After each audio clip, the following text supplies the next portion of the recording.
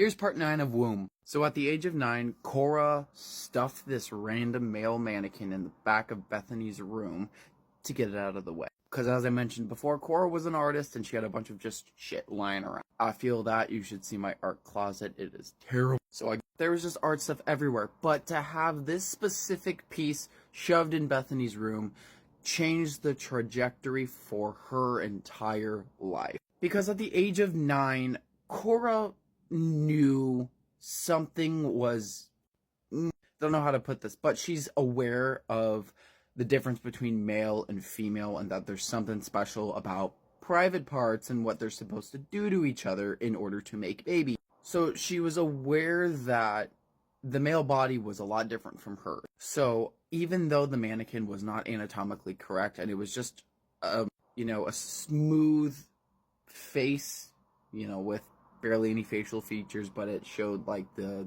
distinct sharp jaw line and facial features of a male, and the chest and the abs, but it was just smooth everywhere else, and it just stopped at the hips, and I don't think he had any arms, I think. But she walked in one day, and from day one when she saw the mannequin, she's like, she had to avert her eyes and not look at him too hard. It made her shy and nervous, and she's like, oh god. Oh. But over the years, she got used to the mannequin being in her room. She grew comfortable with the mannequin. Every day she got home, the mannequin was her only friend that she could talk to, since Cora was unbearable and a little narcissistic, and she couldn't have actual mother-daughter conversations with Cora. So the mannequin became her only friend to talk to. Even though it was all one-sided conversations, the mannequin was now her imaginary friend. She would come home every day, sit on her bed, and just talk about her day with the mannequin. I forgot to mention that early when the mannequin first appeared in Bethany's room,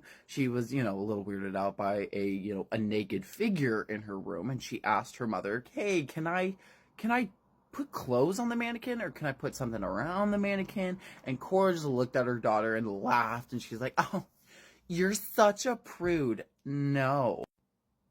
This tainted her image of the human male body for the rest of her life. Later in life, she ended up naming the mannequin Andy. And Andy had been with Bethany through everything. When Bethany got her first period, it scared her. But Cora, her own mother, took Bethany to the store, paraded her around in public, and told everyone she came across, including men, including grown-ass men, that my daughter is a woman now. She bleeds from her private part. Weird shit that my own mother wouldn't even dream of doing. Cora just paraded Bethany around, and she's like, my daughter's a woman, and there's now 2 women that live in this household.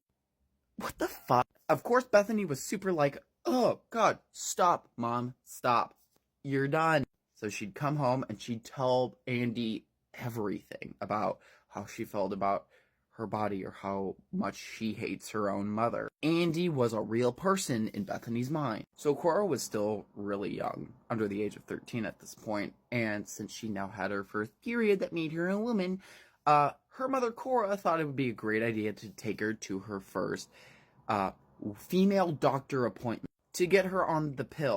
Bethany didn't even know why she needed to be on medication, birth control. So when Cora took her daughter Bethany to the gynecologist appointment, she told the doctor that, oh, now that my daughter's a woman, I don't want her having babies yet. She needs to be controlled because she's wild.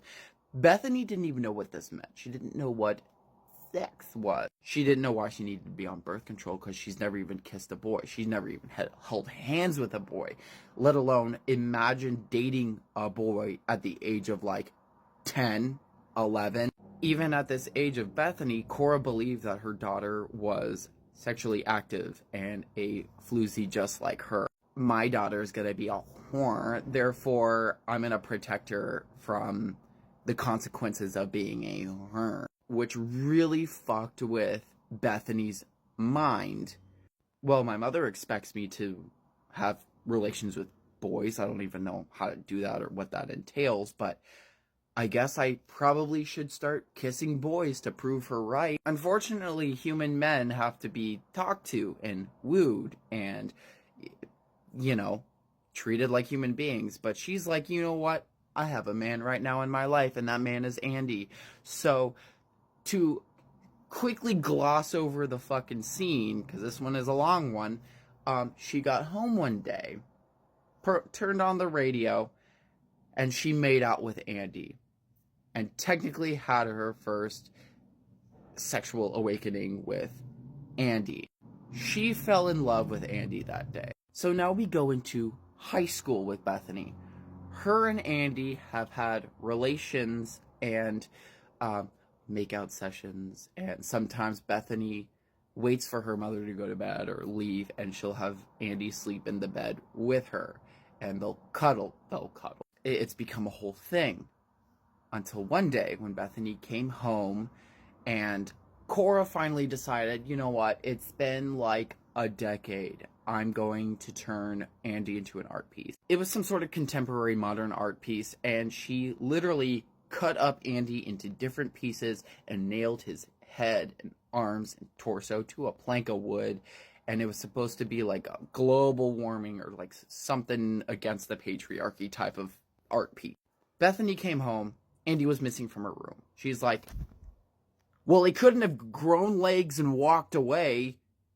He doesn't have any legs. So where the fuck did he go? Only to walk into the kitchen and see this mounted art piece of her lover.